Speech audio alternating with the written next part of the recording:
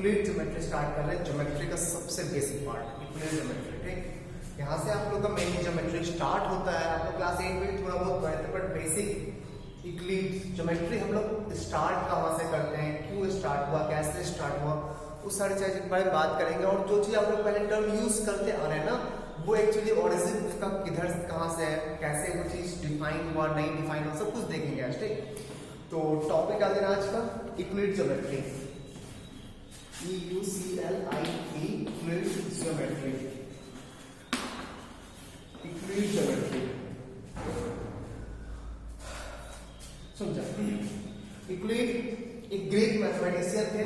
ठीक, यूक्लिड एक Greek mathematician थे जो कि सबसे पहले ज्योमेट्री के टर्म्स को डिफाइन करके उस चीजों को एक साथ कलेक्ट किए। ठीक, ज्योमेट्री मींस, ज्योमेट्री दो वर्ड का कॉम्बिनेशन है, जियो प्लस मैट्रॉन।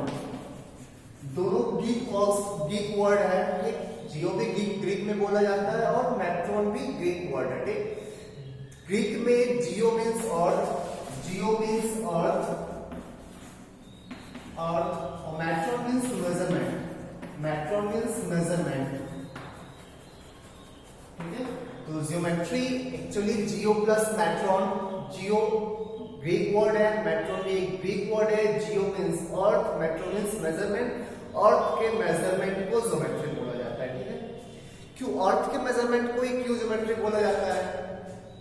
ज्योमेट्री के जो स्टार्टिंग हुआ ना, जो ओरिजिन हुआ वो इजिप्ट में हुआ। ठीक, इजिप्ट में, इजिप्ट में एक्चुअली था क्या ना, नील रिवर ओवरफ्लो करता था, बाढ़ फ्लडिंग होता था वहां पे। तो फ्लडिंग के कारण ना जो वहां के रहने वाले ह्यूमन बींग्स थे, उनका जो अपना एरिया होता था, अपना जो जमीन होता था, फ्लड के कारण वो जमीन का बाउंड्री एक दूसरे से मिल जाता था। ठीक, क्लियर है ना? फ्लड आया तो बाउंड्री, वो लोग बाउंड्री कुछ बनाए हुए थे कि मेरा ये रीजन है, मेरा ये रीजन है, मेरा ये जमीन है, मेरा वो जमीन है, जो भी अपना एक पर्टिकुलर बाउंड्री डिफाइन करके रखते थे वो लोग। और जैसे ही बाढ़ आया सारा मिल गया, मिल जाएगा ना। ठीक है, तो उन लोगों को एक चीज काफी प्रॉब्लम करता था कि बार बार बाउंड्री बनाओ, बार बार बाउंड्री फ्लड के कारण वो चीज खराब हो जाता है, खत्म हो जाता है, फिर से डिफाइन करो। इस चीज को करते करते करते करते उन लोगों के दिमाग में एरियल ज्योमेट्री जनरेट हुआ। वर्ड नहीं जानते थे वो, एरिया क्या होता है, ज्योमेट्री क्या होता है, वर्ड नहीं जानते थे। बट उन लोगों ने ना किस मेजरमेंट का कोई तरीका निकाला जिससे वो अपने एरिया मेजर कर लेते थे। ठीक है, सेप उनके जमीन का चेंज हो जाता था, उनका जो लैंड था उस लैंड का सेप चेंज हो जाता था, बट एरिया तो चेंज नहीं होता ना। क्या फर्क पड़ता है, क्या फर्क पड़ता है? एरिया अगर जितना रहेगा तो जितना जमीन उनके पास पहले था उतना ही जमीन अभी भी है उनके पास, तो उनको ज्यादा कोई फर्क पड़ता नहीं था। तो उस टाइम से ज्योमेट्री का स्टार्टिंग हुआ। ठीक, वो लोग अपना एरिया डिफाइन करते थे, मेरा इतना एरिया है, मेरा इतना एरिया है, मेरा इतना है। फिर अगर फ्लड के कारण उनका बाउंड्री खराब भी हो गया, उनका बाउंड्री चला भी गया ना, डिस्ट्रॉय भी हो गया, तो उनको अपना एरिया बताया कि मेरा इतना एरिया जमीन था। ठीक है, हाथ से मेजर करके कुछ भी मेजरमेंट का एक और तरीका निकालने में थे। तो ज्योमेट्री का स्टार्टिंग, ज्योमेट्री का ओरिजिन वहां से हुआ। उसके बाद हम लोग इंडियन सब कॉन्टिनेंट में हड़प्पा सिविलाइजेशन, ये सब काफी डेवलप्ड सिविलाइजेशन था। प्रॉपर रोड, प्रॉपर ड्रेनेज वगैरह उन लोगों ने बनाया हुआ था। ठीक है, तो ये सब चीज बिना ज्योमेट्री के नहीं हो सकता। कुछ ना कुछ था उन लोगों के पास मेजर करने का मेथड, जिससे वो प्रॉपर रोड, इतना रोड देना है, इधर से रोड देना है, फिर इधर से ड्रेनेज सिस्टम बनाना, सब कुछ प्रॉपरली उन लोगों के पास कुछ ना कुछ मेजर करने का मेथड था। ठीक, तो हड़प्पन सिविलाइजेशन भी काफी हम लोग इंडियन सिविलाइजेशन था उसमें हड़प्पन सिविलाइजेशन काफी डेवलप्ड था। उन लोगों को पता था कि मेरा ये एरिया है, मेरा वो एरिया है, वैसे वैसे जो भी था, किसी भी तरह से वो मेजर करके अपना एरिया को डिफाइन किए हुए थे। ठीक, बट सब कुछ अनसिस्टमेटिकली, कोई सिस्टम नहीं था, कुछ नहीं था, अनसिस्टमेटिकली उन लोग अपना अपना कुछ कुछ किए हुए थे। ठीक है, कई ज्योमेट्री का ये थोड़ा बहुत नॉलेज पास होते होते होते होते ग्रीक में पहुंचा। फिर ग्रीक के मैथमेटिशियन थेल्स, पाइथागोरस। ठीक, सबसे पहले थेल्स के पास भी नॉलेज पहुंचा। थेल्स ने सर्कल फर्स्ट टाइम वो ये सर्कल के बारे में बोले थे, अभी तो आप लोगों को बहुत अच्छे से पता होगा, बस फर्स्ट टाइम थेल्स बोले थे कि डायमीटर नाम का एक चीज होता है जो सर्कल को 2 इक्वल पार्ट्स में डिवाइड करता है फर्स्ट टाइम। तो उसमें सब कुछ ना एरिया में बात होता है, एरिया रेक्टेंगल, एरिया ट्रायंगल, सब कुछ एरिया में। नाम नहीं पता था उन्हें नाम नहीं पता था, बस शेप को पहचानते थे, ठीक है। तो सबसे फर्स्ट ग्रीक में थेल्स बताएं कि सर्कल को आप 2 इक्वल पार्ट्स में डिवाइड कर सकते हो बाय यूजिंग डायमीटर। डायमीटर जो होता है सर्कल को 2 पार्ट में डिवाइड करता है, 2 इक्वल पार्ट्स में डिवाइड करता है। उसी दिन डायमीटर को डिफाइन किया गया, डायमीटर का डेफिनेशन आया, क्लियर है। फिर थेल्स के स्टूडेंट थे पाइथागोरस थेल्स के स्टूडेंट थे। पाइथागोरस ने भी बहुत सारा काम किया ट्रायंगल पे, राइट एंगल ट्रायंगल पे बहुत सारा काम है पाइथागोरस का। सब कुछ होते फिर सारा चीज इक्वलिट, अभी तक कुछ भी बच्चा सिस्टमैटिक नहीं था, सब कुछ कोई कुछ कर रहा है, कोई कुछ कर रहा है, कोई कुछ अपना कर रहा है, ठीक, सब कुछ खुद कर रहा है। फर्स्ट टाइम इक्वलिट ये सारे डेटा को कलेक्ट करके, सारे इंफॉर्मेशन जो सब कुछ कर रहे थे ना, उनके इंफॉर्मेशंस को कलेक्ट करके, और उस जो इंफॉर्मेशन उन्होंने कलेक्ट किया ना, उस इंफॉर्मेशन का नेमिंग किया उन्होंने एलिमेंट्स, ठीक है। टोटल 130 इंफॉर्मेशन उन्होंने कलेक्ट किया था उस टाइम पे, और उस 113 इंफॉर्मेशंस को वो एलिमेंट्स नाम से, एलिमेंट 1, एलिमेंट 2, एलिमेंट 3, एलिमेंट 4 ऐसे नाम से उन्होंने उसको डिफाइन किया था, ठीक। नेमिंग कुछ भी नहीं पता था उस टाइम भी, ठीक। एलिमेंट 1, एलिमेंट 2, एलिमेंट 3 इस नेमिंग से उन्होंने उस चीज को कलेक्ट किया। फिर उस 13 एलिमेंट्स को उन्होंने 113 एलिमेंट्स को उन्होंने 13 बुक में प्रॉपर्ली डिफाइन करके लिखा। मतलब वो एक्सो 113 बोल रहे हैं ना, शायद वो गलत इंफॉर्मेशन हो, एग्जैक्ट डाटा मुझे नहीं याद है, बट उन्होंने सारे इंफॉर्मेशन को कलेक्ट करके उस कलेक्शन ऑफ इंफॉर्मेशंस को वो एलिमेंट्स नाम से बोले, ठीक। फिर उन एलिमेंट्स को उन्होंने 13 बुक्स में, उस एलिमेंट्स को उन्होंने 13 बुक्स में डिफाइन किया। कुछ एलिमेंट्स फर्स्ट बुक में, कुछ एलिमेंट्स सेकंड बुक में, टोटल 13 बुक्स में उस एलिमेंट्स को प्रॉपर्ली डिफाइन किया इक्वलिट, ठीक है। सबसे पहले दुनिया को देखने का तरीका, दुनिया को ऑब्जर्व करने का तरीका इन्होंने ये किया कि वर्ल्ड को, अपने सराउंडिंग को कैसे इंसान ऑब्जर्व करे। सॉलिड क्या होता है, प्लेन क्या होता है, लाइन क्या होता है, पॉइंट क्या होता है, इस सारी चीज को फर्स्ट टाइम एक रफ वे में डेफिनेशन इक्वलिट ने दिया, ठीक।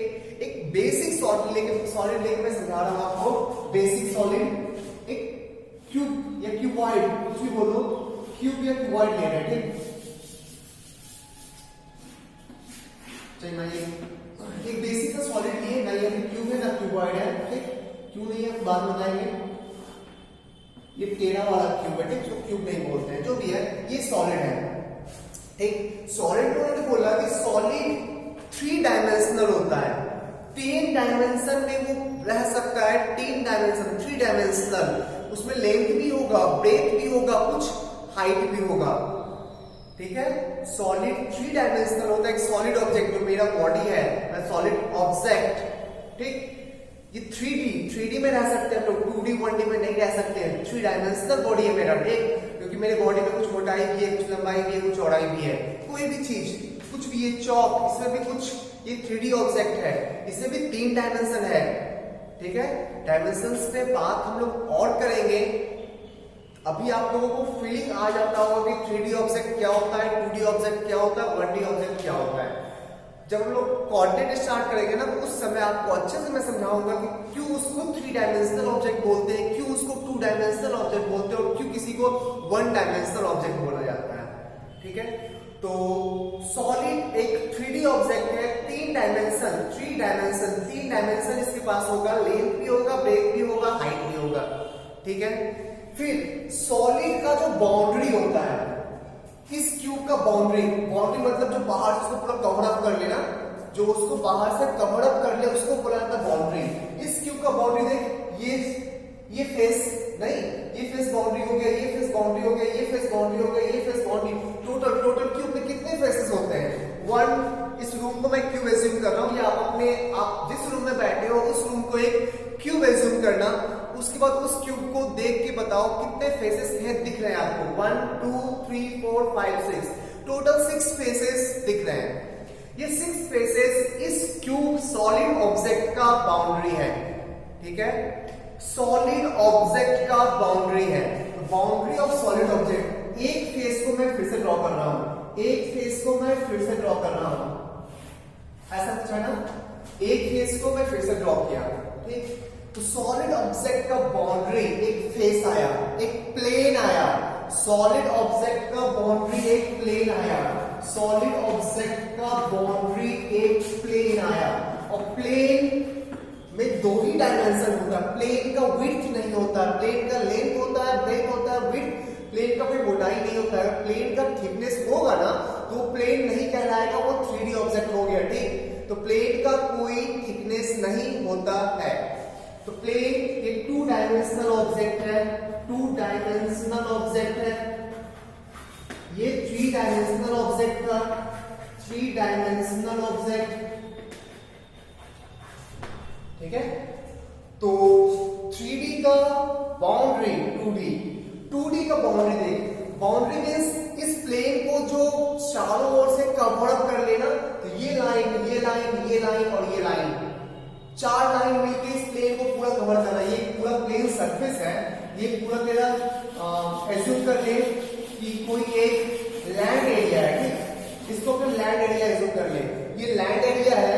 तो लैंड एरिया का बाउंड्री तो चारों तरफ होता है ना, बाउंड्री ये एक लाइन होगा, बाउंड्री ये एक लाइन होगा, बाउंड्री ये लाइन बाउंड्री होगा, ये लाइन बाउंड्री होगा, ये लाइन बाउंड्री होगा, ये लाइन बाउंड्री होगा। तो किसी एक बाउंड्री को ऑब्जर्व करना है। अच्छा यहाँ तक लिख दो पहले तो। अच्छा आपको नोट्स पे उतना सर इतना चाहिए, आप बोल गए मुझे कैसे याद रहेगा, तो आपको नोट्स प्रोवाइड किया जाएगा, नोट्स की टेंशन मत लेना, सिर्फ समझने पे ध्यान दो। और जो जो बातें मैं बोर्ड पे लिख रहा हूँ वो क्लास करते टाइम आप कॉपी पे लिखो, ठीक। आपको सारा नोट्स मिल जाएगा। Euclid geometry completely theoretical subject, theoretical topic है, तो नोट्स आपको प्रोवाइड किया जाएगा, क्लियर है। ज्योमेट्री लाइक जियो प्लस मेथड सुनो चाहिए। इसका बाउंड्री किसी एक बाउंड्री को ले रहे हैं, इस बाउंड्री को ले रहे हैं, कुछ ऐसा दिख रहा है ना, ये 1 डायमेंशनल ऑब्जेक्ट है, सिर्फ एक ही डायमेंशन होता है, सिर्फ लेंथ। इसका ब्रेथ होता है क्या, इसका हाइट होता है क्या, नहीं होता है ना। तो बाउंड्री इसका 1 डायमेंशनल हो गया, ये 1 डायमेंशनल लाइन, 1 डायमेंशनल है, ये 1 डायमेंशनल, ठीक है। तो 3D का बाउंड्री 2D का बाउंड्री 1D का बाउंड्री, लाइन का बाउंड्री ये होगा ना, लाइन का बाउंड्री, लाइन, ये लाइन का बाउंड्री एंड पॉइंट, ये दोनों होगा ना। तो लाइन का बाउंड्री क्या आ गया, एक पॉइंट आ गया, एक बाउंड्री को लिए तो एक पॉइंट आ गया। और पॉइंट का डायमेंशन होता ही नहीं है, पॉइंट नॉन डायमेंशनल होता है, 0 डायमेंशन, ठीक है। अब बहुत सी चीजों को देख, 3D का बाउंड्री 2D, सॉलिड का बाउंड्री प्लेन, प्लेन का बाउंड्री लाइन, लाइन का बाउंड्री पॉइंट, सारा चीज डिफाइन हो गया। तो यही 4 चीज, solid, plane, line and point, इसी 4 चीज से दुनिया को ऑब्जर्व किया जाने लगा कि दुनिया में जो भी चीज है आइदर सॉलिड होगा और प्लेन सरफेस होगा और लीनियर लाइन होगा और एक डॉट होगा, पॉइंट होगा, जो ठीक 3 डायमेंशनल ऑब्जेक्ट हो सकता है। दुनिया में कोई भी ऑब्जेक्ट है, वर्ल्ड में कोई भी ऑब्जेक्ट है, वो 3D ऑब्जेक्ट हो सकता है, 2D ऑब्जेक्ट हो सकता है, 1D ऑब्जेक्ट हो सकता है, 0 डायमेंशनल ऑब्जेक्ट हो सकता है, इसके अलावा कुछ नहीं होगा। ये सारा बेसिक डेफिनेशन, ठीक। अच्छा जो यूक्लिड का बच्चा सब डेफिनेशन था ना, उस डेफिनेशंस को आजकल के मैथमेटिशियन अनडिफाइंड टर्म से नाम दिए हैं। वो जो सॉलिड को डिफाइन किए थे, वो जो प्लेन को डिफाइन किए थे, वो जो लाइन को डिफाइन किए थे, वो जो पॉइंट को डिफाइन किए थे, डेफिनेशन में मैं लिखवाऊंगा, ठीक। सॉलिड में बोला कि लेंथ, ब्रेथ, हाइट तीनों होगा, इसमें बोला कि लेंथ एंड ब्रेथ 2 डायमेंशन होगा, 3rd डायमेंशन नहीं होगा, इसमें सिर्फ एक ही डायमेंशन होगा, दूसरा डायमेंशन नहीं होगा, इसमें एक भी डायमेंशन नहीं होगा। ये सब था यूक्लिड का डेफिनेशन। बट उस सारे डेफिनेशंस को आजकल के मैथमेटिशियन अनडिफाइंड टर्म्स से नाम दिए, अनडिफाइंड टर्म्स, ठीक है, अनडिफाइंड टर्म्स क्यों नाम दिए? क्योंकि इस सारे चीजों का कोई पर्टिकुलर डेफिनेशन नहीं है, इस सारे चीजों का कोई पर्टिकुलर डेफिनेशन नहीं है। इसको यूक्लिड ने फिजिकल ऑब्जेक्ट को लेके डिफाइन किया था। फिजिकल ऑब्जेक्ट, जो ऑब्जेक्ट एग्जिस्ट करता है, तो उसको मैथ के टर्म्स में, मैथ हर चीज का प्रूफ मांगता है, डेफिनेशन मांगता है। ऐसा नहीं कि कुछ ऑब्जेक्ट उठाओ, उस ऑब्जेक्ट का प्रॉपर्टी बता दो, बोलो कि ये हो सकता है, इसको मैथ्स नहीं मानेगा। ठीक, मैथ्स को कैलकुलेटिव वे में, ठीक, उस थ्योरेटिकल वे में उस चीजों का प्रूफ चाहिए, तभी उसको मैथ्स मानेगा। तो यूक्लिड अपने टाइम में किसी फिजिकल ऑब्जेक्ट के कॉरेस्पॉन्डिंग इन सारी चीजों को डिफाइन किया, फिजिकल ऑब्जेक्ट को देखने का नजरिया बनाया इन चीजों को। तो इन चीजों को आजकल के मैथमेटिशियन अनडिफाइंड टर्म से नाम देते हैं। ठीक, ये डिफाइंड टर्म नहीं है, अनडिफाइंड टर्म से बोलते हैं, इसका कोई पर्टिकुलर मैथमेटिकल डेफिनेशन नहीं है। क्लियर है? ठीक है, बढ़िया। आगे अपनी सारी फिगर्स को छाप लो पहले जल्दी।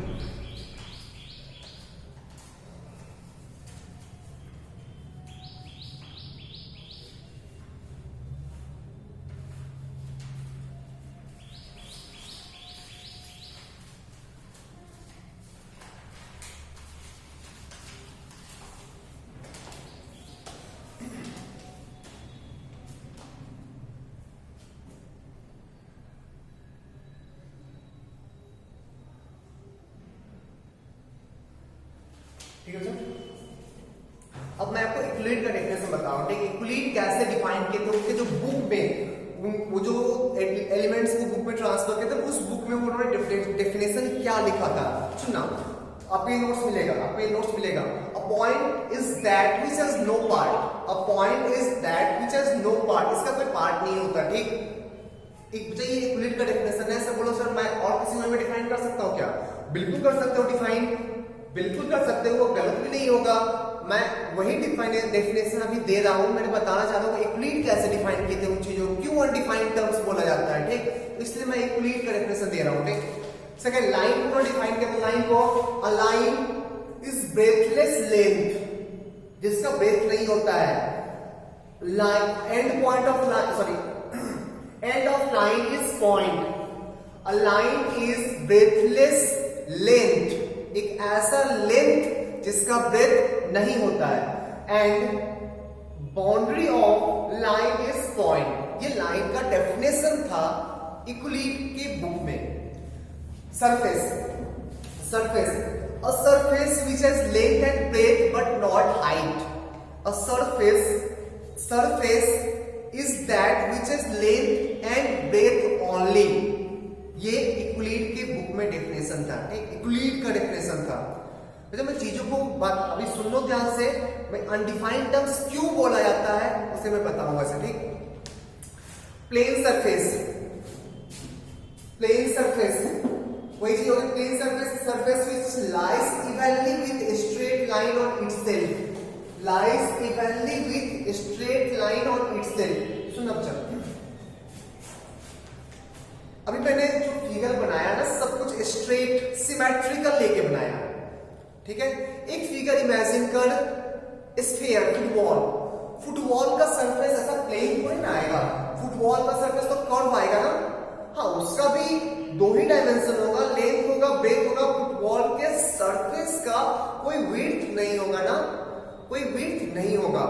ठीक, तो सरफेस को डिफाइन किया गया कि सिर्फ उसमें दो ही डायमेंशन होगा, लेंथ एंड ब्रेथ ओनली। ठीक, प्लेन सरफेस को डिफाइन किया गया क्योंकि अगर फुटबॉल को बच्चा ऑब्जर्व करोगे, फुटबॉल, एक फुटबॉल को ऑब्जर्व कर दो, फुटबॉल से अगर कोई एक लाइन लेते हो, वो लाइन कभी स्ट्रेट लाइन होगा क्या? ये फुटबॉल का सरफेस है, इस फुटबॉल के सरफेस पे कोई अगर तुम लाइन लेना चाहोगे तो वो लाइन स्ट्रेट लाइन नहीं होगा ना, कर्व होगा, कर्व होगा। ठीक, वो लाइन स्ट्रेट लाइन नहीं होगा, एक कर्वीलिनियर लाइन टाइप का होगा, इस टाइप का होगा। इसको भी लाइन बोलेंगे बट स्ट्रेट लाइन नहीं बोलेंगे। इसमें भी दो ही डायमेंशन है, लेंथ है, ब्रेथ है, इसमें विड्थ नहीं है। ठीक, sorry sorry sorry sorry one dimension है, इसमें सिर्फ वन डायमेंशन है, सिर्फ एक ही डायमेंशन में मूव कर रहे हैं। हाँ वो डायमेंशन कर्विलिनियर है, कर्व के तरह का है, ठीक, पर दो डायमेंशन तो नहीं है ना। विड्थ क्या क्या, चौड़ाई है क्या, मोटाई है क्या, नहीं, विड्थ भी नहीं है, थिकनेस भी नहीं है, तो एक ही डायमेंशन होगा ना। तो ये भी यूनिट डायमेंशन है, ये भी यूनिट डायमेंशन है, ठीक, ये भी लाइन है, ये भी लाइन है, ये स्ट्रेट लाइन है, वो कर्विलिनियर लाइन है, ये स्ट्रेट लाइन है, वो कर्व लाइन है, स्ट्रेट कर्व, ठीक। ये प्लेन सरफेस है, ये प्लेन सरफेस है, ठीक, और फुटबॉल का सरफेस कर्व सरफेस है, ये प्लेन सरफेस है, फुटबॉल का सरफेस कर्व सरफेस है, ठीक, दोनों सरफेस है, फुटबॉल का सरफेस इमेजिन कर और ये सरफेस इमेजिन कर, दोनों सरफेस है, दोनों प्लेन टाइप का है, सॉरी दोनों सरफेस है, ये प्लेन सरफेस है, ये प्लेन सरफेस है, और ये कर्व सरफेस है। क्लियर है, ठीक है। तो सरफेस में वो भी बना दे रहा हूं, वो बना नहीं सकता हूं, थोड़ा सा फीलिंग दिलाने की कोशिश कर रहा हूं, ठीक, थोड़ा सा फीलिंग दिलाने की कोशिश कर रहा हूं। इस पे अगर आप इस लाइन लेते हो ना, कोई भी लाइन, कहीं भी लाइन, इस पे कहीं भी एक लाइन लोगे तो स्ट्रेट लाइन मिलेगा, इस पे कहीं भी लाइन लोगे तो स्ट्रेट लाइन नहीं मिलेगा, कर्विलिनियर लाइन मिलेगा। तो वही उन्होंने डिफाइन किया है, सरफेस को डिफाइन किया कि length and breadth only, but plane surface को डिफाइन किया कि इस पे लाइन लोगे तो लाइन हमेशा इवनली स्ट्रेट लाइन आएगा, ठीक, स्ट्रेट लाइन आएगा। क्लियर है। नेक्स्ट सॉलिड है three dimensional object, length breadth and width, length breadth and width, solid को उन्होंने ऐसे डिफाइन किया, ठीक है। A solid is that which has shape, size and position. A solid is that which has shape, size and position, can be moved from one place to another place. The edge of solid are surface. वही सब जो मैंने पहले बका था definition, इसके boundary को plane बोलते हैं, प्लेन के बाउंड्री को लाइन बोलते हैं, लाइन के बाउंड्री को, अच्छा मैं फिर से बातों को रिपीट कर रहा हूँ, उससे आप कंफ्यूज हो रहे हो। सॉलिड के बाउंड्री को सरफेस बोलते हैं, ठीक, प्लेन सरफेस नहीं, प्लेन सरफेस इसका बाउंड्री है। सॉलिड के बाउंड्री को सरफेस, सरफेस की बाउंड्री को लाइन, फिर से स्ट्रेट लाइन मत बोलना, लाइन बोलना, क्योंकि लाइन दो टाइप का होता है, स्ट्रेट एंड कर्व, ठीक। फिर लाइन के बाउंड्री को पॉइंट, फिर से बोल एक बार, सॉलिड के बाउंड्री को सरफेस, सरफेस के बाउंड्री को लाइन, लाइन के बाउंड्री को पॉइंट। अगर मैंने स्टार्टिंग में प्लेन भी बोला हो ना, तो मेरे दिमाग में ये सरफेस घूम रहा था, इस सरफेस का बाउंड्री प्लेन, इस सॉलिड का बाउंड्री प्लेन सरफेस होगा, इस सरफेस का बाउंड्री स्ट्रेट लाइन होगा, और इस लाइन का बाउंड्री पॉइंट होगा। तो इस सॉलिड में देखोगे सब कुछ सिमेट्रिकल टाइप का होगा, देख, क्लियर है। बट सॉलिड तो कुछ भी हो सकता है ना, सॉलिड तो कैसा भी हो सकता है, तो कोई भी सॉलिड का बाउंड्री को क्या बोलेंगे, सरफेस, सरफेस के बाउंड्री को क्या बोलेंगे, लाइन, लाइन के बाउंड्री को क्या बोलेंगे, प्लेन, ठीक है, ऐसे बोलना, ठीक है।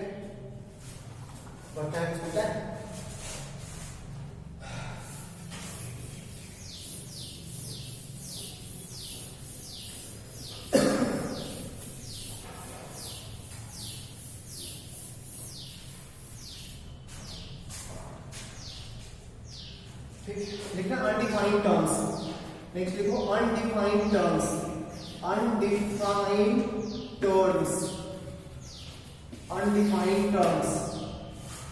अच्छा, point, surface, point line and surface, इस तीनों को अनडिफाइंड टर्म्स बोला जाता है। आजकल के मैथमेटिशियन इन तीनों को अनडिफाइंड टर्म्स बोलते हैं, क्योंकि इक्विलिड इन तीनों का डेफिनेशन सॉलिड के अकॉर्डिंग लेना, सॉलिड का बाउंड्री सरफेस, सरफेस का बाउंड्री लाइन, लाइन का बाउंड्री पॉइंट। तो इक्विलिड इन सारे चीजों का डेफिनेशन एक सॉलिड को लेके किए थे ना, फिजिकल क्वांटिटी को लेके किए थे ना, तो इसे आजकल के मैथमेटिशियन अनडिफाइंड टर्म्स बोलते हैं, इसका कोई प्रॉपर डेफिनेशन नहीं है, ठीक है। तो पॉइंट, लाइन और सरफेस, इस तीनों को बोला जाता है अनडिफाइंड टर्म्स, ठीक है। इक्विलिड के अकॉर्डिंग डेफिनेशन लिखो, पॉइंट, पॉइंट का डेफिनेशन वही वजह जो बताए थे कि पॉइंट का कोई डायमेंशन नहीं होता, लेंथ नहीं होता, ब्रेथ नहीं होता, सिर्फ पोजीशन होता है, सिर्फ पोजीशन होता है। ठीक, पॉइंट के हम लोग किए थे ना, उसमें कोई लेंथ नहीं होता, उसमें कोई ब्रेथ नहीं होता, सिर्फ एक पर्टिकुलर पोजीशन होता है। क्लियर है? तो लिख लेना, a point has position only, a point has position only, a point has position only,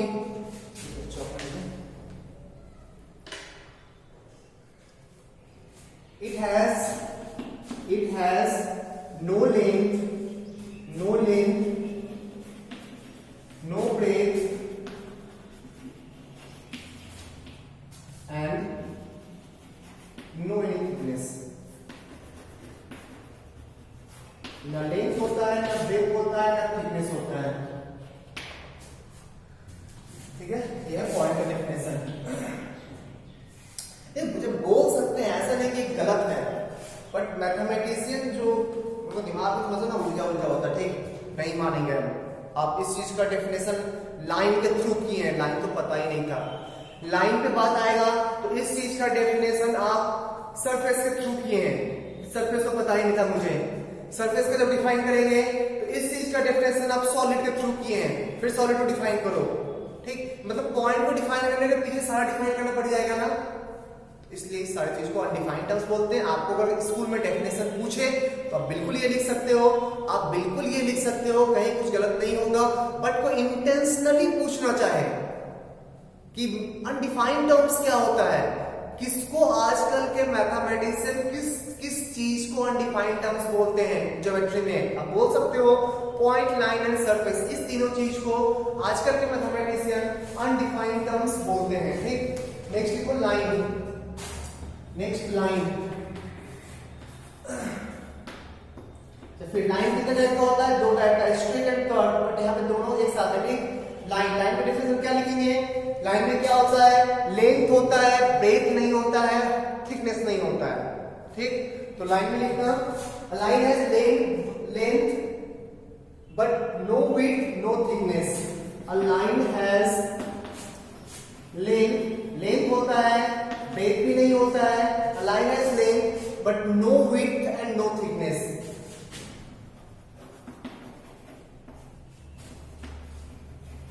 No breadth and no thickness, no thickness। ठीक है, थर्ड डेफिनेशन सरफेस। वैसे ही सरफेस के पास क्या होता है? लेंथ होता है, ब्रेथ होता है, बट थिकनेस नहीं होता है। Surface has length and breadth, length and breadth but no thickness,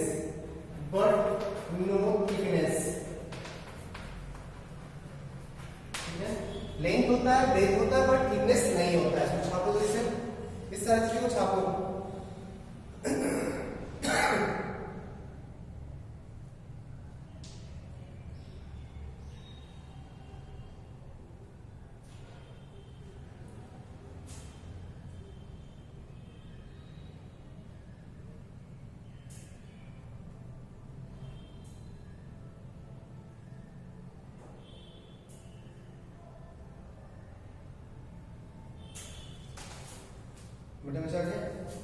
sir definition को देख चुके ना, कोई डाउट नहीं है, आपको याद रखना होगा इन चीजों को, क्योंकि एग्जाम में पूछेगा डेफिनेशन। देखिए एग्जाम में डेफिनेशन पूछता है, टॉपिक पूरा थ्योरेटिकल टॉपिक है, पूछेगा क्या?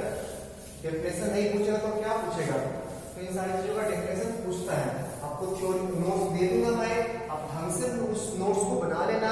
बहुत चीज मैंने ऐसे बोल दिया, उस सारा चीज नोट्स में लिखना होगा, आप उसको प्रॉपर्ली अपने कॉपी में छाप लेना। ठीक, छाप के और ध्यान रखना। ठीक है, नेक्स्ट आगे बढ़ रहे हैं। Undefined properties, undefined properties, undefined properties. ठीक है, axioms and postulates, axioms and postulate. Axioms and postulate.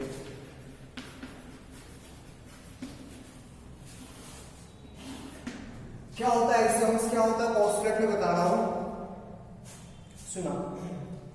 एक्सियोम्स और पोस्टुलेट को अभी के टाइम में ना दोनों को सेम माना जाता है, ठीक। अभी के टाइम में दोनों को सेम माना जाता है। एजम्पशन, एज्यूम किया हुआ चीज जिसको प्रूफ नहीं कर सके, उस टाइप की चीज जो वेल नोन है, यूनिवर्सल ट्रूथ है, ठीक। सनराइज इन द ईस्ट, ये यूनिवर्सल ट्रूथ है, इसको आप एक्सियोम्स या पोस्टुलेट, मैं बता दूं दोनों में क्या डिफरेंस है। एजम्पशन तो बोल सकते हैं ना, सनराइज इन द ईस्ट जो यूनिवर्सल ट्रूथ है, ठीक, सही है ना। सुना, एक्सियोम्स और पोस्टुलेट अभी के टाइम में दोनों चीज को सेम एज्यूम किया जाता है, कोई प्रूविंग का रिक्वायरमेंट नहीं है इसमें। क्यों नहीं है? क्योंकि ये यूनिवर्सल ट्रूथ है, इसको क्या प्रूफ करने से मतलब, ठीक है। इक्विलिड एक्सियोम्स जो दिए थे ना, उन्होंने इस दोनों चीजों को डिफरेंट वे में लिया था, ठीक। इक्विलिड इस दोनों को डिफरेंट वे में लिया था। एक्सियोम्स ऐसे चीजों को बोला था जो मैथ्स में कहीं, मैथ्स से नहीं, वो कहीं भी वो सही है, किसी भी चीजों के टर्म्स में वो सही है, उसे उन्होंने एक्सियोम्स बोला था। और कुछ एजम्पशन सिर्फ मैथ्स, सिर्फ ज्योमेट्री में यूज करने लायक हो, उससे उन्होंने पोस्टुलेट बोला था। दोनों एजम्पशन है, दोनों यूनिवर्सल ट्रूथ है, दोनों को हम लोग प्रूव नहीं कर सकते, नहीं कर सकते, करने का जरूरत भी नहीं है, ठीक। कोई वेल नोन चीज है, यूनिवर्सल ट्रूथ है दोनों को, ठीक। बट इक्विलिड एक्सियोम्स को, जो एक्सियोम्स का स्टेटमेंट उन्होंने दिया था ना, वो स्टेटमेंट आप कहीं भी यूज कर सकते हो, कहीं भी। और जो उन्होंने पोस्टुलेट के ग्रुप में रखा था, उस ग्रुप में वही सारे स्टेटमेंट्स थे जिस स्टेटमेंट्स को आप ज्योमेट्री में यूज कर सकते हो, ठीक है। मैं आपको भी बता रहा हूं, उससे कुछ ढंग समझ में आएगा। क्लियर है? एक्सियोम्स और पोस्टुलेट में डिफरेंस, दोनों एजम्पशन है, दोनों यूनिवर्सल ट्रूथ है, दोनों में प्रूविंग का रिक्वायरमेंट नहीं है। एक्सियोम्स में वो सारे स्टेटमेंट्स हैं, जिसका यूज आप कहीं भी कर सकते हो। पोस्टुलेट में वो सारे स्टेटमेंट्स रखा गया था जिसका यूज आप ज्योमेट्री में कर सकते हो, ठीक। इसको कहीं भी, एनीवेयर, ठीक है। तो एक्सियोम्स दोनों यूनिवर्सल ट्रूथ है, दोनों ये भी यूनिवर्सल ट्रूथ है, ये भी यूनिवर्सल ट्रूथ है।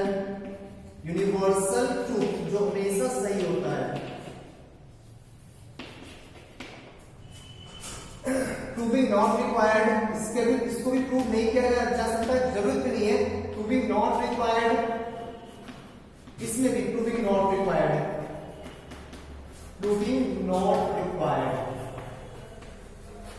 ठीक। और सबसे मेन डिफरेंस, ये मैथ्स में कहीं भी यूज, मैथ्स में नहीं, कहीं भी यूज कर सकते हैं, और इसको सिर्फ ज्योमेट्री में यूज करेंगे, ठीक। वो ज्योमेट्री में दिया गया है। एक्सियोम्स की बात कर रहे हैं, देखो अपने एक्सियोम्स का स्टेटमेंट तो देखो, आपको बहुत ही क्लियरली समझ में आएगा कि सर इसका यूज तो कहीं भी कर सकते हैं। और पोस्टुलेट के स्टेटमेंट्स को आप देखना, समझ में आएगा कि इसका यूज सिर्फ ज्योमेट्री में किया जा सकता है। देखो पहले इसको,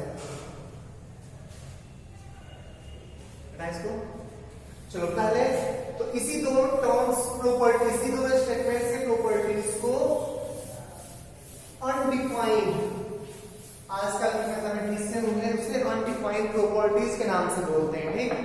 तो पहले देखते हैं वो एक्सियोम्स। डेफिनेशन इसका आपको मैं समझा दिया हूं, बुक में मिल जाएगा, सॉरी सीट में मिल जाएगा, जो आपको मॉड्यूल में दूंगा, उस मॉड्यूल में एक्सियोम्स को डिफाइन किया हुआ है। एक बार मैं बोल देता हूं, वही सब चीज जो मैंने बोला वही लिखा हुआ है। The assumption which are guaranteed without proof and used throughout in mathematics, which are obvious universal truth not specifically linked to the geometry, are termed as axioms. Clear है? वही सब बोल रहा है बच्चा। आप मैथ्स में ही नहीं, कहीं भी यूज कर सकते, मैं बता रहा हूँ, अब देखना, कहीं भी यूज कर सकते हैं इसको, मैथ्स कहीं भी एक्सियोम्स को। तो टोटल 7 एक्सियोम्स इक्वली दिए थे। फर्स्ट एक्सियोम्स था things which are equal to same things are equals to one another. Things which are equal, things which relation is which are equal to same things, to same thing, things which are equal to same thing are equal to one another, are equal to one another. बहुत ही बच्चों वाला चीज है, आप लोग बहुत बार use करते आ रहे हैं इस चीज को, बहुत बार। सोच ऐसा कुछ बोल रहा है कि x ना y के इक्वल है, ठीक है, और x ना z के भी इक्वल है। क्या बोला? थिंग्स विच आर, थिंग्स मतलब एक से ज्यादा, things which are equal to same thing, same thing के इक्वल दो अलग अलग चीज है। x के इक्वल y भी है, x के इक्वल z भी है। हम लोग गारंटी के साथ बोल सकते हैं y और z भी सेम होगा। Are equal to one another, वो खुद में भी सेम होगा। डाउट है इसमें? या यूज नहीं करते हैं बहुत पहले से, या बहुत पहले से यूज करते हैं ना कि x अगर y के इक्वल है, x अगर z के इक्वल है, yz भी इक्वल होगा। x अगर y का भाई है, x अगर y का भाई है और x अगर z का भी भाई होगा, तो y और z में भी तो रिलेशन होगा ना बच्चा। x अगर y से रिलेटेड है, y अगर z से रिलेटेड है, मैं एकदम बोल रहा हूं, x अगर y से रिलेटेड है, x अगर z से रिलेटेड है, तो y z में भी रिलेशन होगा ना। वही चीज यहां भी है, ठीक। तो इसका यूज कहीं भी कर सकते हैं हम लोग। सुनना नेक्स्ट, इसको कुछ मैथमेटिकली ज्योमेट्री से देखते हैं, ठीक। तीन ऑब्जेक्ट है, सर्कल, स्क्वायर और रेक्टेंगल। सर्कल, स्क्वायर और रेक्टेंगल, ठीक। सर्कल को C से नाम दे रहे हैं, स्क्वायर को S से नेमिंग कर रहे हैं और रेक्टेंगल को R से नेमिंग कर रहे हैं, ठीक। तो ये एक एग्जांपल था, सेकंड एग्जांपल दे रहे हैं। तो एरिया ऑफ सर्कल, आपको बोर्ड दिख रहा है यहाँ पे, यहां तक बोर्ड दिख रहा है सबको पक्का? एरिया को AR से लिखना है, of area of circle C equals to area of square S, और area of circle C equals to area of rectangle R। Circle और स्क्वायर का एरिया सेम है, सर्कल और रेक्टेंगल का एरिया भी सेम है, तो गारंटी के साथ बोल सकते हैं हम लोग, इसके रिजल्ट को देखते हुए गारंटी के साथ कमेंट कर सकते हैं कि स्क्वायर का एरिया और रेक्टेंगल का एरिया भी सेम होगा। वही है पहला एक्सियोम्स। क्या इस चीज को सिर्फ मैथ्स में यूज कर सकते हैं? कहीं भी कर सकते हैं यूज ना, कहीं भी कर सकते हैं बच्चा। अभी मैंने रिलेशन में बताया कि अगर मैं किसी एक के साथ रिलेटेड हूं, मैं किसी दूसरे के साथ रिलेटेड हूं, मैं दोनों के साथ किसी न किसी रिलेशन में हूं, तो ये दोनों भी किसी न किसी रिलेशन को फॉलो कर रहा होगा ना, ठीक। जैसे बताया कि मैं इसका भाई हूं, ठीक, मैं उसका भी भाई हूं, इस दोनों में भी कोई ना कोई रिलेशन तो होगा ना, ठीक है। तो इस चीज का यूज कहीं भी किया जा सकता है। आप लोग को मैथ्स में बेसिकली गौर करना है, तो मैथ्स में आप ऐसा लिखोगे, मैथ्स में कहीं भी यूज किया जा सकता है, ठीक। अब मैथ्स में ये ऑलवेज ट्रू है, मैथ्स में ये ऑलवेज ट्रू है, बट हर जगह ऑलवेज ट्रू नहीं होगा, ठीक। हर जगह मैं इस पे बात करूंगा, मैथ्स में ये हमेशा सही है, तो आप मैथ्स के लिए इसकी बात करो, ठीक। टॉपिक फॉर द रिलेशन इसी टाइप का कुछ है, बट वहां पे आपको समझ में आ जाएगा कि ये हर जगह हमेशा ट्रू नहीं है। यूज तो कर सकते हैं बट हमेशा ट्रू नहीं है। मैथ्स में ये चीज हमेशा ट्रू है। सेकंड एक्सियोम्स, सेकंड एक्सियोम्स देख,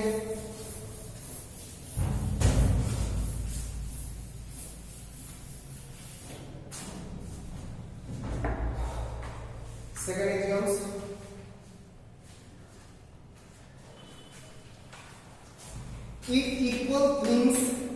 if equal things are added, equal things are added to equal, are added to equal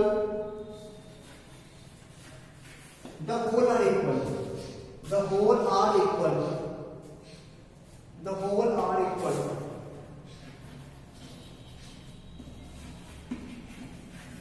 ठीक, ढंग से पढ़ ले स्टेटमेंट को।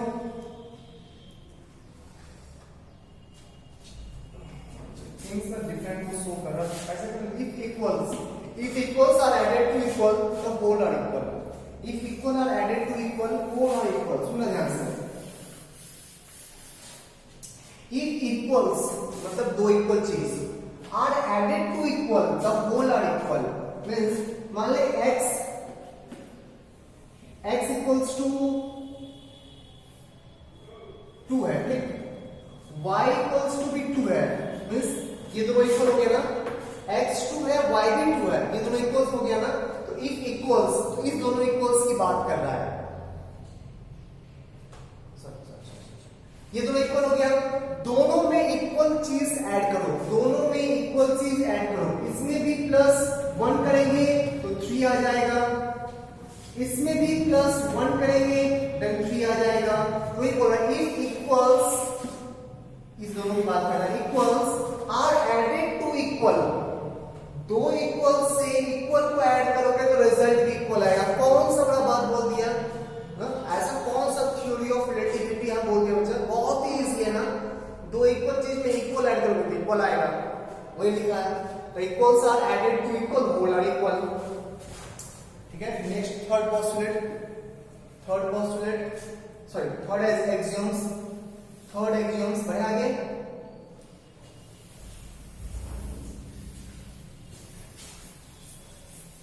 सेम उसी टाइप का है, इस पर ऐड किए थे अब सब्ट्रैक्ट करेंगे, ऐड किए थे अब सब्ट्रैक्ट करेंगे। If equals are subtracted from equals, if equals are subtracted from equal, if equals are subtracted from equal, the results are also equal. Results are also equal. सुना ध्यान से।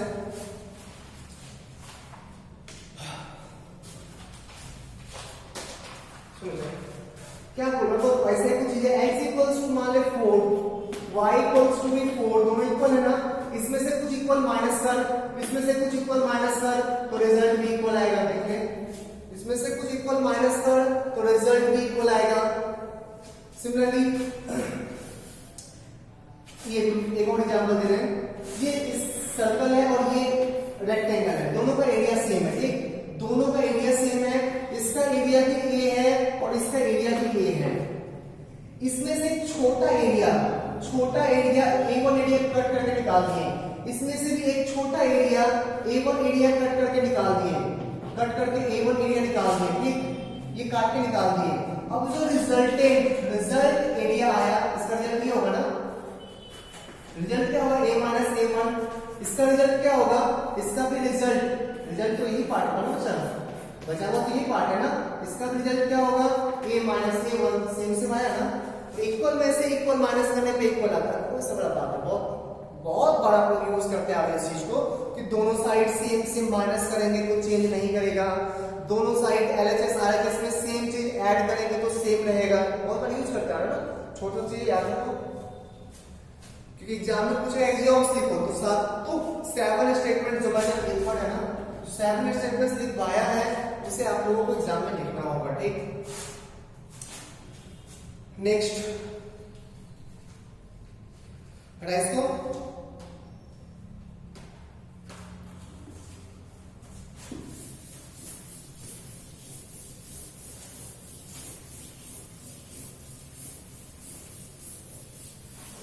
नेक्स्ट बोल रहा है fourth एक्सियोम्स, things which are coincide to things which are coincide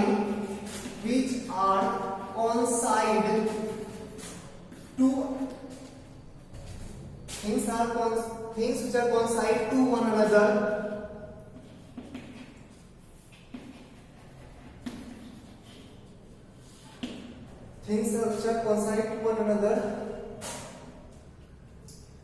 they are equal to one another. तो statement आप खुद से बना के लिख सकते हो, अगर आपको बेटा के साथ है तो आप उसको यूज कर सकते हो, कोई फर्क नहीं पड़ता। Things which are coincide to one another, दो चीज एक दूसरे पे कोइंसाइड कर रहा है तो they are equal to one another, वो दोनों एक दूसरे के इक्वल हो गए। ठीक, जैसे एक ट्रायंगल लिए, ये ट्रायंगल का नाम लिए एबीसी, दूसरा ट्रायंगल लिए PQR, ये दोनों ट्रायंगल है, इसको उठा के इस तरह के कोइंसाइड कर गया। थिंग्स विच आर कोइंसाइड की बात कर रहा है, ठीक, इसको उठा के इसके ऊपर रखे कोइंसाइड कर दिया तो बोल देंगे triangle ABC equals to triangle PQR, ऐसा बोल सकते हैं। ठीक, उसी को कॉन्ग्रुएंट बोला जाता है, ध्यान रखना। एक लाइन लिए AB, इसका लेंथ है 5 सेंटीमीटर। एक लाइन लिए CD, इसका भी लेंथ है 5 सेंटीमीटर, कोइंसाइड कर जाएगा ना, हम लोग AB इक्वल्स टू CD बोल सकते हैं। ठीक, तो दो चीज जो एक दूसरे पे कोइंसाइड कर जाए तो उस दोनों चीजों को एक दूसरे के इक्वल बोल सकते हैं। बहुत यही सा चीज है। नेक्स्ट देख,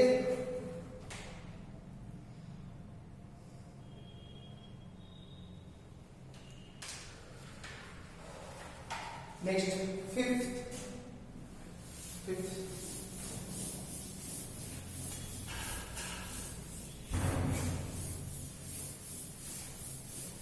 नेक्स्ट तो पढ़ेगा। नेक्स्ट है the whole is greater than part. The whole is fifth होगा ना, the whole is always greater than part. Whole is greater than part, कौन सा बड़ा चीज बोल दिया, पूरा चीज पार्ट से ज्यादा होगा। ये पूरा क्वांटिटी है, मान लीजिए AB, ठीक, इसको दो पार्ट में डिवाइड किए, बीच में एक पॉइंट ये C, ठीक, AB इसका लेंथ 6 यूनिट एज्यूम कर लेते हैं, 6 यूनिट्स, और इसका लेंथ 2 यूनिट्स और इसका लेंथ 4 यूनिट्स। ठीक, AB होल है और उसका दो पार्ट में डिवाइड किए, AC and BC। AB whole है पूरा है, उसको दो पार्ट में डिवाइड किए, पार्ट 1 BC और part 2 CB, sorry part 2 AC BC, part 2। ये दोनों में से कोई भी पार्ट होल से बड़ा हो सकता है क्या? कभी नहीं हो सकता। तो BC का वैल्यू भी लेस देन AB होना पड़ेगा एंड AC का वैल्यू भी लेस देन AB होना पड़ेगा। तो पार्ट हमेशा होल से छोटा होता है या होल हमेशा पार्ट से ज्यादा होता है। Whole is always greater than part, whole हमेशा पार्ट से ज्यादा होता है। ठीक है, नेक्स्ट, बहुत इजी चीजें हैं।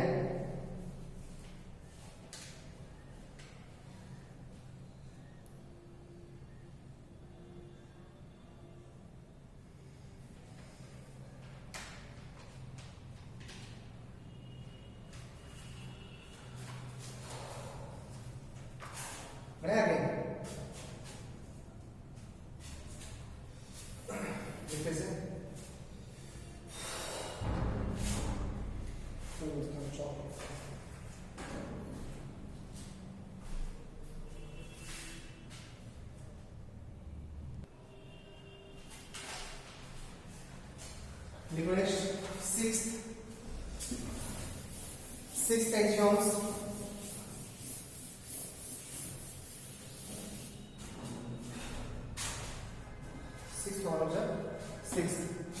Things which are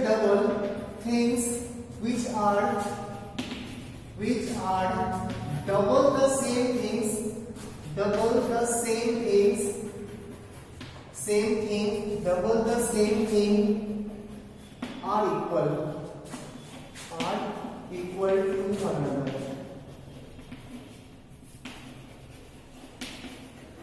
बहुत खासा चीज है। एक AB लेंथ दिए, AB इसका लेंथ है 2 सेंटीमीटर, 2 यूनिट, ठीक।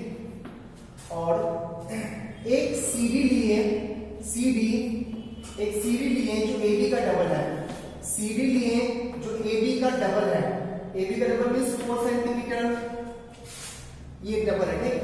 और एक EF लिए, EF वो भी AB का डबल है, EF उसका भी लेते हैं 4 सेंटीमीटर ठीक। तो AB CD जो लिए हम लोग 2 टाइम्स AB लिए ठीक है, EF जो लिए वो भी 2 टाइम्स AB लिए। तो CD और EF सेम नहीं होगा, CD और EF सेम होगा ना, वही बोल रहा है कि एक ही चीज का डबल लोगे ना तो वो दोनों चीज सेम आएगा ठीक है। CD लिए वो 2 टाइम्स AB है ठीक है, EF लिए वो भी 2 टाइम्स AB है, तो CD और EF सेम होगा ना क्योंकि दोनों 2 टाइम्स AB है, तो CD इक्वल्स टू EF।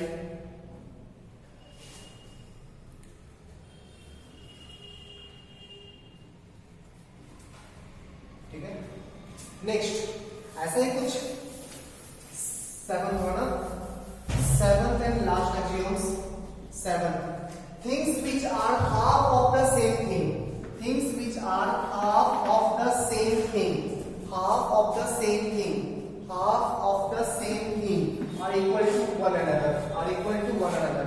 तो ऐसे कुछ एग्जांपल है, एक लेंथ ले ली AB, इसका लेंथ है 6 सेंटीमीटर, 6 सेंटीमीटर। एक लेंथ लिए CD, इसका लेंथ है 3 centimetre, means CD equals to half of AB। और एक और लेंथ लिए EF, उसका भी लेंथ है 3 centimetre, means EF also equals to half of AB। तो गारंटी के साथ बोल सकते हैं कि CD इक्वल्स टू EF, बोल सकते हैं ना। सेम थिंग का हाफ लोगे तो दोनों चीज भी इक्वल आएगा एक दूसरे के, सेम थिंग का हाफ लोगे तो खुद एक दूसरे के इक्वल हो जाएगा।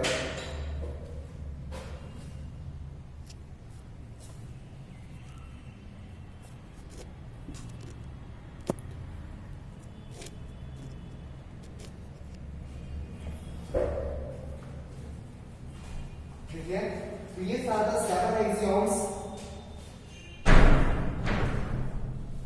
ये सारा था 7 एक्सियोम्स। फिर से इसको रिपीट करते हैं। पहला एक्सियोम्स क्या था, देखिए इसको ना, फर्स्ट एक्सियोम्स क्या था, याद कर। पहला एक्सियोम्स जल्दी बोल,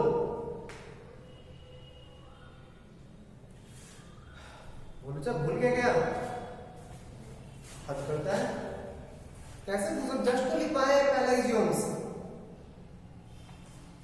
रिलेशन वाला if things are equal to equal then they are equal. If things are equal to equal, दो चीज किसी सेम चीज के साथ इक्वल है तो वो दोनों खुद में भी इक्वल होगा। दो चीज किसी सेम चीज के साथ इक्वल है तो वो दोनों खुद में भी इक्वल होगा, ये चीज था पहला। सेकंड, इक्वल के साथ इक्वल ऐड करो तो रिजल्ट भी इक्वल आएगा, इक्वल के साथ इक्वल ऐड करो रिजल्ट भी इक्वल आएगा। थर्ड, इक्वल के साथ इक्वल सब्ट्रैक्ट करो तो रिजल्ट भी इक्वल आएगा। फोर्थ क्या था, फोर्थ जल्दी बोल, हाँ, इक्वल के साथ इक्वल ऐड करो इक्वल आएगा, इक्वल के साथ इक्वल सब्ट्रैक्ट करो तो इक्वल आएगा। फिर सिक्वेंशियली नहीं बोलना, एक्सियोम्स के नंबरिंग को चेंज कर सकते हो, जो आपको याद आते जा रहा बोलते जाओ, जो आपको याद आते जा रहा बोलते जाओ। तो हम लोग टोटल कितना कर लिए, पहला था इक्वल, दो इक्वल चीज किसी से इक्वल है तो दोनों, सॉरी दो चीज किसी एक के साथ इक्वल है तो दोनों खुद में भी इक्वल होगा। सेकंड था इक्वल था added to equal, then results are equal. फिर था इक्वल था subtracted to equal, results are equal. Then next था फोर्थ, जब दो ऑब्जेक्ट या दो क्वांटिटी एक दूसरे के साथ कॉन्साइड कर रहा है तो वो दोनों इक्वल होगा। यही था ना कि जब दो क्वांटिटी एक दूसरे के साथ कॉन्साइड कर रहा है तो वो दोनों इक्वल होगा। यही चीज कॉन्ग्रुएंट पढ़ते थे हम लोग, कॉन्ग्रुएंसी ऑफ ट्रायंगल पढ़ेंगे। नेक्स्ट, पार्ट हमेशा होल से छोटा होता है या होल हमेशा पार्ट से ज्यादा होता है, एक ही बात है दोनों, whole always greater than part. Next पढ़ते हम लोग, नेक्स्ट पढ़ते सेम चीज का डबल करने से नहीं, एक चीज ले जो इसका डबल है, एक और ले जो भी इसका डबल है, ये दोनों खुद में सेम हो जाएगा नहीं। सिमिलरली एक ऑब्जेक्ट ले जो इसका हाफ है और एक और ऑब्जेक्ट ली जो इसका हाफ है, ये दोनों खुद में सेम हो जाएगा ना, ये दोनों खुद में सेम हो जाएगा ना, ठीक है। तो एक हाफ वाला भी हो गया, वो भी हो गया। टोटल 7 एक्सियोम्स हम लोगों ने कंप्लीट कर लिया, ठीक है। पोस्टुलेट हम लोग नेक्स्ट क्लास में देखेंगे, आज की क्लास का टाइमिंग हो गया आप लोगों का, ठीक है।